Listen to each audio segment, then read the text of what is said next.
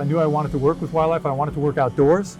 I'm not the type of guy that could be a suit and tie guy inside of an office all day. My initial dream was to become a veterinarian. And I thought, okay, I'm going to go to vet school. The best school to go to would be University of Florida. So that was my initial attraction to the university. My freshman year, I took that weed out chemistry course. And I realized that it's time to come up with plan B. This state in and of itself is really unlike any state in the country. It's a wonder of these natural things in the world that really can be found nowhere else. UF immersed me into this world. UF is much more than going to class in a classroom. The university has so many outreach areas, has so many satellite campuses, so many different projects going on around the state, around the country for that matter, around the world. I've been working here at the zoo for 40 years, but I didn't come to work at the zoo to work for an attraction. I came to work for an institution that was going to make a difference with protecting animals in the wild where they belong.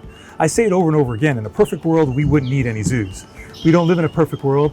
Zoos play an important role in providing windows into the world of wildlife that people can learn and be inspired by. I've always told people if the zoo is the last place you can see these animals, it would be a very sad story.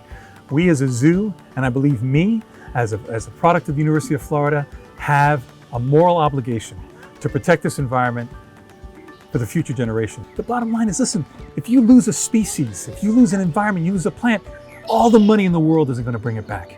I don't know how I would feel if I have to look at my grandchildren one day and say, you know, there used to be alligators here, there used to be crocodiles here, there used to be spoonbills here.